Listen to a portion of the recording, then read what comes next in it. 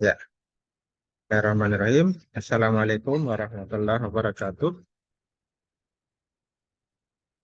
Alhamdulillah. Wassalamualaikum ala Muhammad ala alihi wasallam. Sekarang kita lanjut pertemuan ke-14 dari kuliah geometrik jalan. Jadi tinggal satu kali lagi sudah selesai. Jadi dalam hal ini untuk penilaian diharapkan ya samping kehadiran juga ada kerja tugasnya. Nah, ini bagian kerja tugas sudah bagus. Dari sisi nilainya akan dapat nilai yang bagus ya.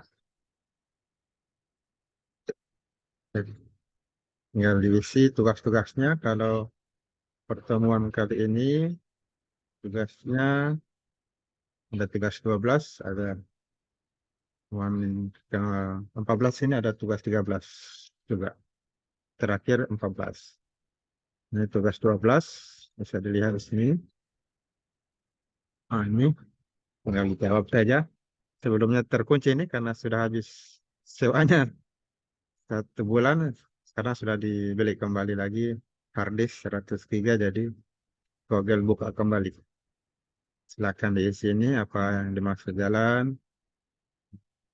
rancangan geometrik jalan, ditentukan apa yang ditentukan. Nah, jawabannya sudah ada di materi ya. Tujuan perencanaan jalan, geometrik jalannya, apa yang dimaksud geometrik jalan yang dievaluasi kembali. Soal dari pelajaran yang sudah ada. Sudah maja, ada mija, ada wasca, di jalur lalu lintas. Apa dimaksud jalur lalu lintas? Harusnya ini satu lajur ini jalur. Apa maksud jalur lalu lintas? 2 kali ini soalnya sama. Jalur lalu lintas. Lajur lalu lintas, bahu jalan apa? Trotoar, median, apa faktor kerusakan jalan? Ada 5. Apa kriteria perencanaan geometrik jalan? Jelaskan apa kendaraan rencana, kecepatan rencana, jarak pandang henti, dan seterusnya. Apa itu alinyemen vertikal, horizontal, ini gabungan ini. Materi gabungan. Penggalian dan timbunan. Ini materi gabungannya selama kita kuliah. Jadi tugas 12. Jadi jawabannya bisa kita lihat di materi yang menjadi tugas besar. Ini tugas besar. Bisa menjadi bab 1 dari tugas besar. Latar belakang ini sudah ada contoh untuk penyusun tugas besar geometri jalan. Tujuannya perencanaan geometrik jalan. Jadi kuliah ini sebaiknya untuk diskusi karena materinya sudah ada. Materinya bisa dibaca kapan saja, di mana saja. Kuliah itu sebenarnya karena sudah ada materinya, tinggal diskusi apa yang perlu didiskusikan, apa yang belum ditahu atau mungkin yang lebih dikuatkan teorinya, pengetahuannya, maka silakan dibaca materi ini dan diskusikan dalam apa namanya kegiatan pertemuan online atau offline.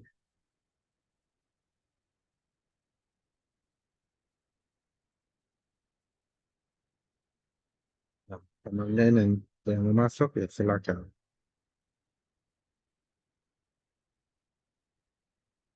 Adrian.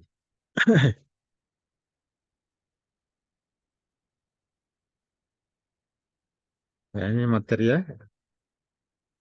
Menjadi bab 2 dari tugas besar. Ada klasifikasi dan fungsi jalan. Bagian-bagian jalan. Dan ninja, dawasca. Nah, sudah ada kan di sini di jawabannya. Apa itu dawasca? Jalur lalu lintas. Nah, jalur lalu lintas ada jalur lalin. Nah, ini mirip-mirip. Jalur lalu lintas, jalan digunakan untuk lalu lintas secara fisik, perkasan jalan. Lalu lalin ke keseluruhan bagian perkerasan diperuntukkan untuk lalu lintas kendaraan. Ada beberapa lajur. Pengertian lajur, karena bawah jalan, trotoar, sudah ada. Median, apa itu median? Jalur pembagi jalan ke masing arah. Silakan copy paste. Ini kan jadi copy paste. Ah, itu copy paste. Trotoar apa misalnya, copy paste. Copy paste, masukkan di sini. Nah, tinggal klik paste. Jadi gampang ini cara mengisinya. Ya, jadi habis isi. Yang penting mau kerja ada internet, nah maka akan bisa jawab. Dan sini, gampang kan? Copy paste saja. Dan ya, jadi sudah ada jawabannya. Hmm. Ini struktur jalan, informasi-informasi, istilah-istilah dan geometrik jalan ada di sini. Perilaku pengguna jalan, pengaruh lingkungan, 3, 4, 5, kelahiran jalan, dan geometrik jalan, apa itu? Sudah jelaskan sini. Jalan. Konsep dasarnya, bagaimana perencanaan geometrik jalan, nah, sudah ada sini. Jalan kecil, jalan sedang, jalan besar, dan untuk kendaraan rencana. Kendaraan rencana. Kecepatan rencana, kendaraan rencana, sudah ada konsepnya, volumenya arus lalu lintas, volumenya rencana yang digunakan dalam perencanaan, perhitungan. Nah, ini kriteria perencanaan jalannya, ada kendaraan rencana, nah, kriterianya ada kendaraan rencana, ada juga topografi, nah, sebelum tentang topografi, apa jalan datar, naik gunung, itu kan menentukan juga jalan yang dirancang. Kecepatan rencana ini, nomor 2, nomor 3, jarak pandang henti, 4, jarak pandang mendahului, nah, silakan tidak ada jawabannya untuk lebih dianggap menambah wawasannya, usahakan kerjakan latihan. Kalau teori ini 10-20% bisa ditangkap, dapatkan. Nah, dengan latihan bisa 80%. Dengan ajarkan kepada orang lain nanti bisa 100%. Perlu semuanya, belajar, latihan, dan mengajarkan kepada yang lain. Dan elemen geometrik dari materinya sudah ada. Nah, ini ada topografi. Topografi, fungsi jalan, tebar perkerasan, ini diperhitungkan. Tanah dasar. Materinya semuanya. Ya, alignment juga, baik vertikal maupun alignment horizontal. Vertikal ini apakah turunan, datar, atau tanjakan, topografi ya. Topografi juga ini.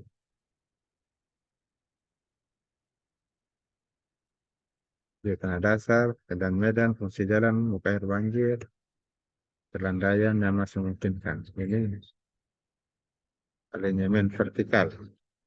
Pertimbangan untuk alignment vertikal.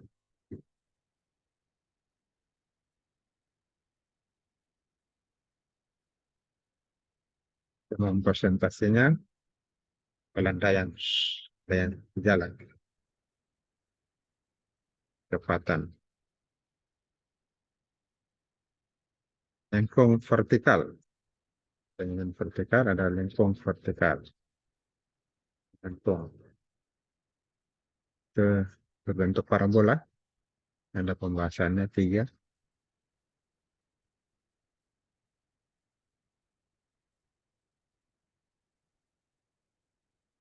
Alignment horizontal juga ada pembahasannya. Hitungannya terasi jalan. Pertama disusun tugas besarnya terasi jalan. garis dari titik A, ke B, ke C, dan ke D. Jadi ada permasalahan di tugas besar, bisa didiskusikan. Jadi asistensi di rumah bisa Senin dan Kamis sore. Senin dan Kamis sore. Itu contoh tugas besar sudah ada ini teorinya. Bab 1, bab 2, pendahuluan, dan teori. Terbelakang bacaan geometrik jalan dan istilah-istilah dalam geometrik jalan. Ini sudah ada. Jadi ini materinya. Ya. Kalian dan timbunan ini masih kurang. Bisa ditambah teorinya. Apa pengertian kalian? Ya? Apa pengertian timbunan? Ya, bisa ditambah. Ini rumusnya saja. Hitungan kalian dan timbunan. Ya, jadi bisa. Mudah-mudahan bisa tugas besarnya. Ya, karena sudah ada contohnya. Ini juga kebetulan ke-14. Lanjut dengan bab 3-nya. Bab 3 dan bab 4. Nah, 3 perhitungan. Nah, perhitungan patok yang pertama. Dan patok hanya sampai berapa patok ini? 61. Dari 46 ke 61. Kemudian patok D 61 sampai patok ini apa? Ada 39. Menurun dia. Patok C 60 tambah 0,5. Nah, 1,1,3. Kita turun ya, turun angkanya. Jadi patoknya dihitungin.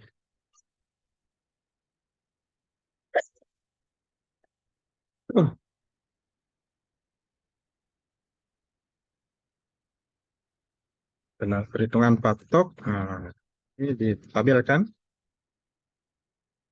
dapatkan panjang, tinggi, beda tingginya, kemiringan.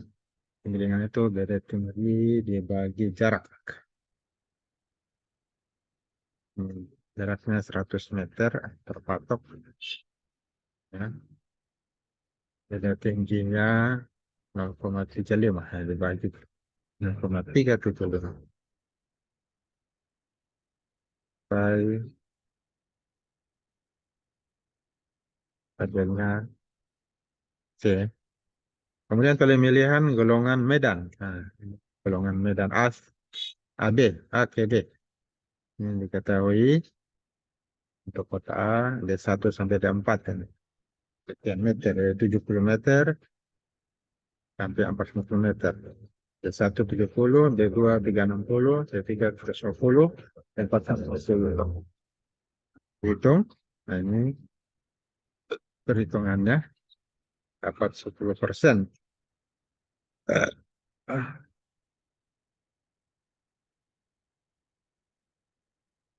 Ini untuk D, kita D. Untuk perhitungan, silakan dihitung dengan data-datanya yang ada, sesuaikan. Ini golongan B ke C. Ini golongan Medan ini datar karena 0% hasil hitungannya. Di bawah 3%. Jadi masih 0, berarti datar. Ini di bawah 3%. Ini titik koordinat. Titik koordinat A, hitung X dan Y-nya. Ya, hitungan 1. Titik B, titik C, X dan Y-nya. Ini koordinat masing-masing. X-nya kota A, B, dan C. Hitungannya juga. Bukan titik X dan Y. Kemudian jarak masing-masing titik. Nah, ini rumusnya didapatkan sekian meter.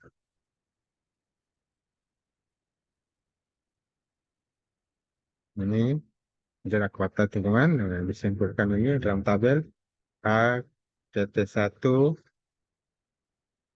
2 kilo ya, T1 PB, B PT2 jumlah jaraknya.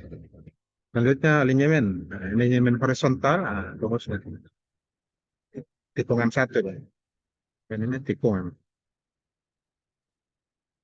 yang kecepatan rencana E dan delta yang derajat ditentukanlah R. Cari ya R. Terus rumusnya tikungan satunya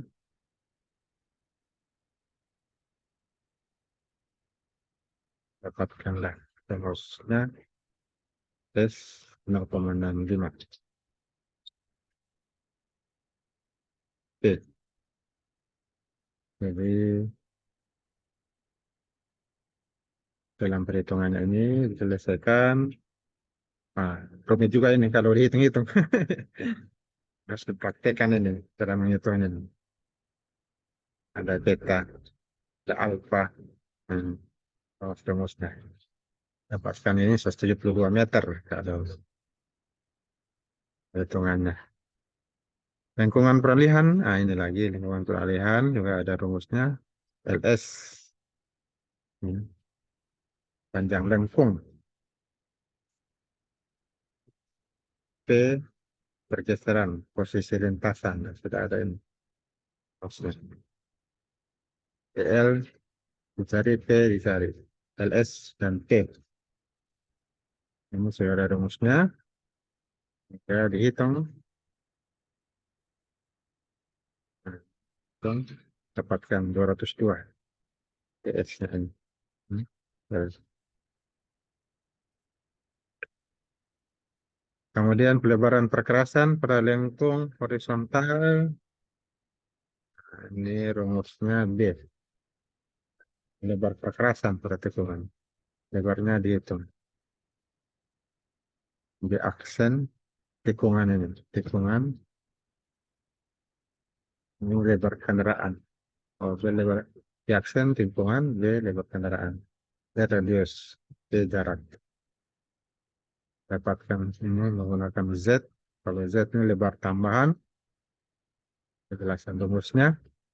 R, Z, TD, AP. Dan dihitung rumusnya dengan data lebar kendaraan sekian meter, ini 6. Jarak antara as roda yang sudah ada. 8 meter, panjang tonjolan depan kendaraan 2 meter, luasan samping 1 meter, jumlah lajur, hitungan 1. Misalnya di aksennya ini 2,78 meter, Z 0,5,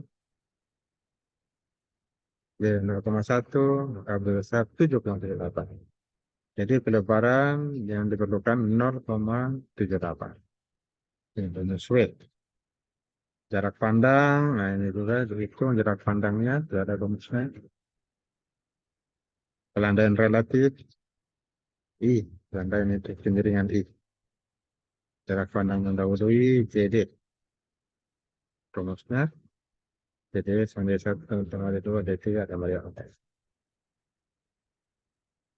Perhitungan jarak pandang. Jarak pandang henti, JH. Yang data ditentukanlah L. Cari ya. JH dicari. Dan dapatkan JH 52,75 meter. Detail lagi, jarak pandang mendahului. Pada didapat 566 meter, setengah kilo. Kemudian daerah bebas samping di tikungan. Nah ini rumusnya. Jadi silakan dikerjakan. Sudah ada contoh tugas besarnya. Jangan lupa dikerjakan karena ini satu SKS. Jadi ada satu nilai satu mata kuliah dia termasuk satu mata kuliah. Nilainya A ya bagus. Jadi saya nilai berikan apresiasi nilai A bagi yang sudah kerjakan tugasnya. Sudah dijilid, nah diberikan nilai. Ini kita sekedar melihat ya tentang tugas besar ini. Jadi jangan ada ini bisa dikerjakan dengan mudah. Mudah-mudahan bisa dikerjakan dengan mudah. Hmm. Termasuk yang terakhir ini galian dan timbunan. Perhitungan galian dan timbunan.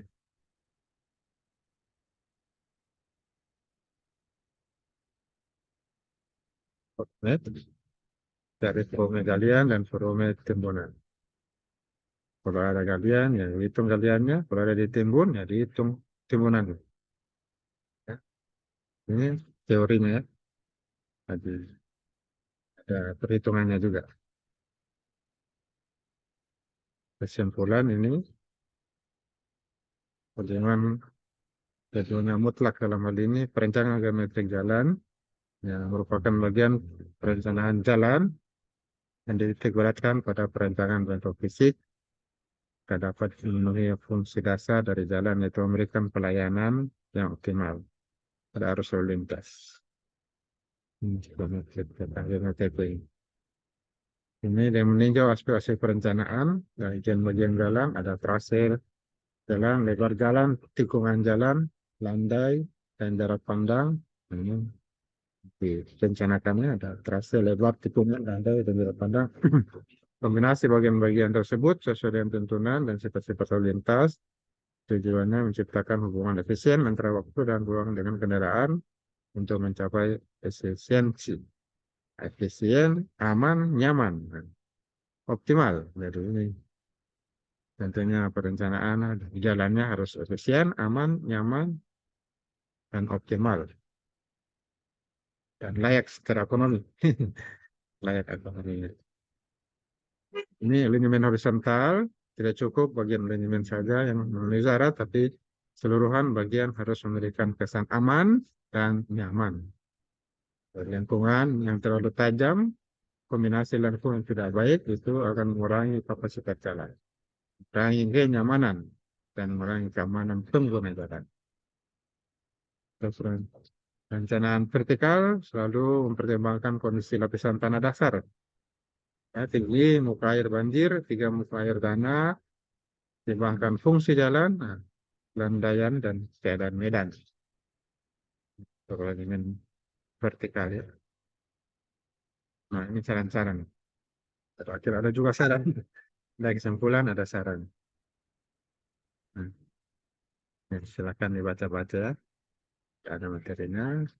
Pustaka juga ada. Jadi ini susunannya tugas besar diharapkan bisa dikerjakan dengan adanya contoh tugas besar yang sudah ada di upload.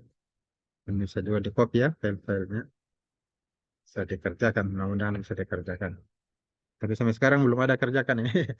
Yang sudah kerjakan mata kuliah yang lainnya. Sudah pandang udara yang sudah menyelesaikan tugas. Geometri jalan diharapkan juga segera mengerjakannya karena akan segera berakhir semester ini. Desember, Januari akan ujian.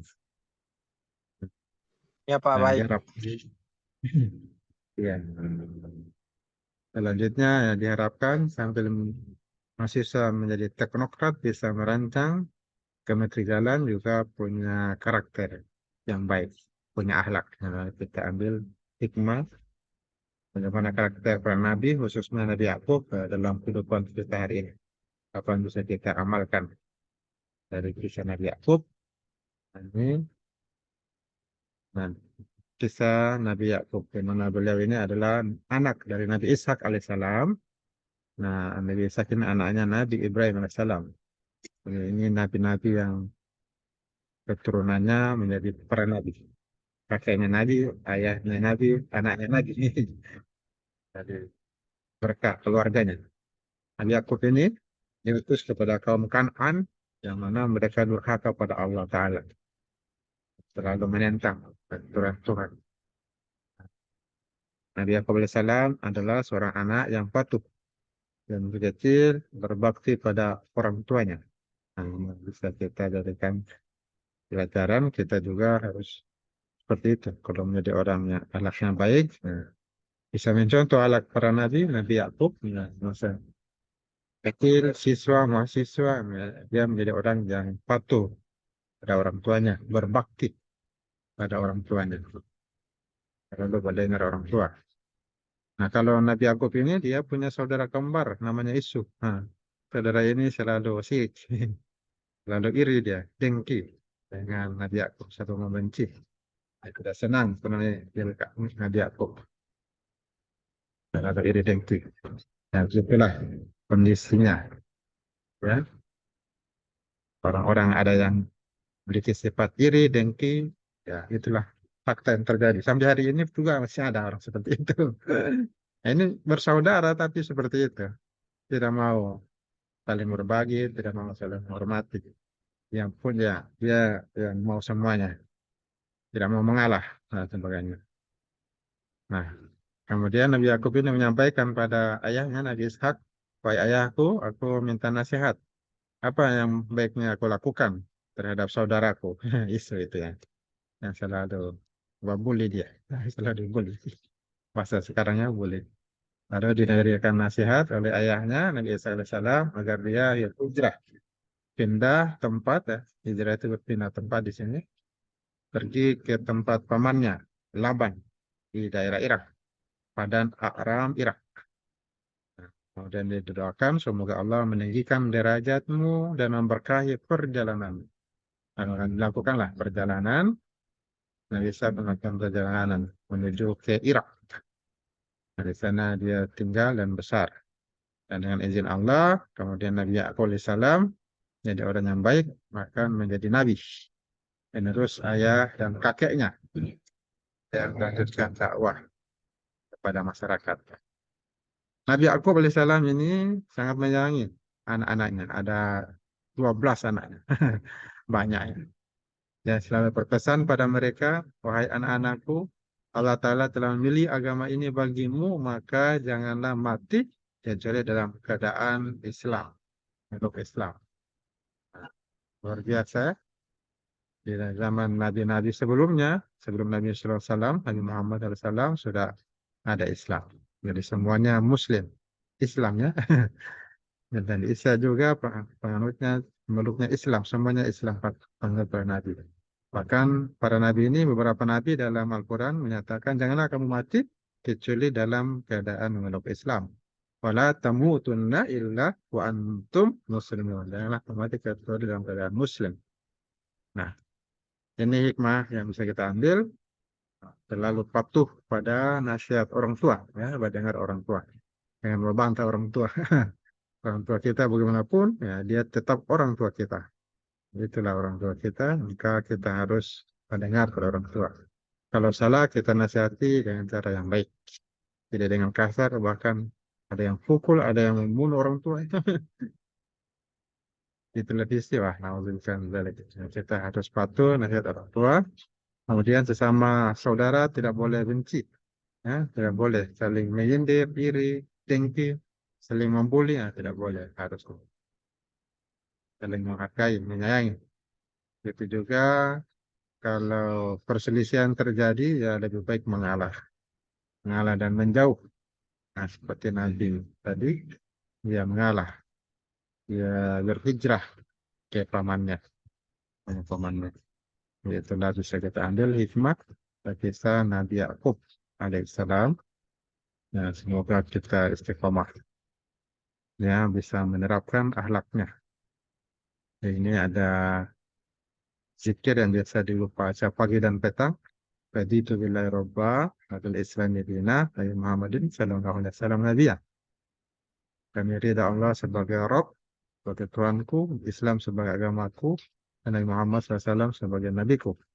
Ini anjurkan dibaca pagi dan petang bagi kaum muslim, zikir, ya, zikir-zikir akan menjaga kita dari, ya, kesalahan-kesalahan, menjaga kita dari gangguan-gangguan setan, jin. Jadi itu billahi robba, adil islami dina, wa Muhammadin sallallahu alaihi wasallam nabiyya. Nah, inilah materi yang diharapkan bisa terbentuk tujuan pendidikan nasional pada mahasiswa, pada peserta didik, pada mahasiswa-siswa yang diharapkan ya terpenuhi tujuannya, kembangnya potensi peserta didik menjadi manusia yang beriman bertakwa pada Tuhan Maha Esa, berakhlak mulia, ya, bisa dengan sehat, berilmu, cakap, kreatif, mandiri, dan lain-lain. ini berakhlak mulia. Jadi tujuan pendidikan kita membentuk akhlak mulia, akhlak yang baik. Kalau seseorang telah terbentuk akhlaknya, maka berhasillah pendidikannya. Kalau belum terbentuk akhlak, maka orang tersebut belum berhasil pendidikannya. Orang tua belum mampu berhasil mendidik anaknya kalau belum memiliki akhlak yang baik. Nah, anaknya ya, harusnya target pendidikan itu membentuk akhlak. Jadi semuanya materi harusnya diarahkan pendidikan akhlak supaya terbentuk karakter yang baik, akhlak yang baik. Ya, sebelum kita tutup ini ada yang belum absen, Adrian 05,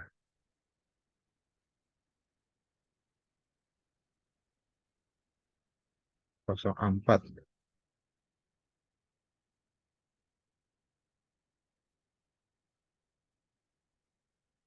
Itu sudah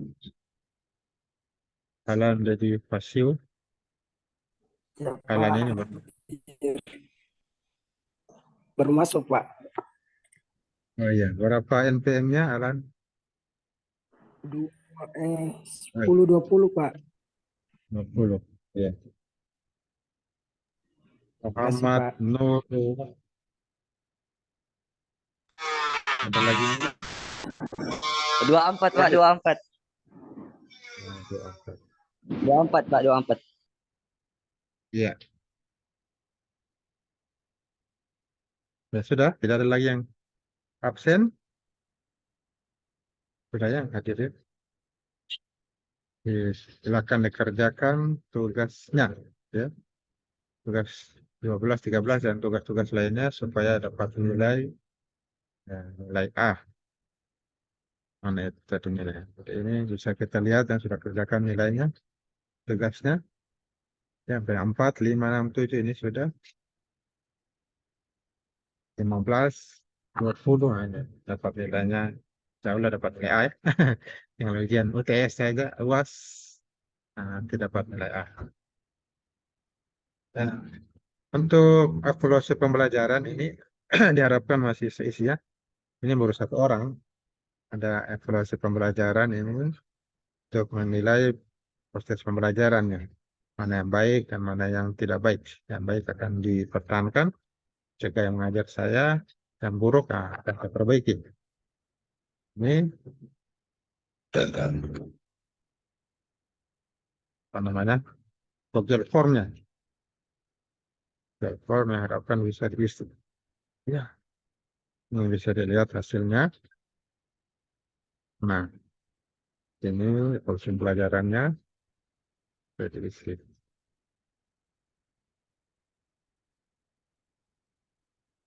Jawabannya sudah ada 8 orang isi. Di kelas ini ada satu orang. Ini terlihat ya, semesternya, tahun ajaran, penjelasan. Nah, ini pertanyaannya, apakah mudah dipahami penjelasannya? Ada yang 50% jawab jelas, ada sekali 37%, ada yang kurang jelas 12,5%. Nah, yang kurang jelas atau tidak jelas ini, yang warna hijau atau ungu diharapkan memberikan masukannya apa solusinya, supaya bisa diperbaiki. Ada yang dan kurang sesuai kurang sesuai dengan yang targetkan bisa diperbaiki kalau ada solusi ya, terus usulan perbaikan. Ini penjelasan suara ada 25% kurang jelas. Dan materi ini tidak ada yang hijau dan satu ungu ya, hijau dan ungu yang dicari ini untuk diperbaiki ke depannya. Tugas TOLTS, perkuliahan, hijau, interaksi mesin, refleksi kehadiran. Nah, di sini silakan berikan masukan apa yang kurang, ditulis di sini.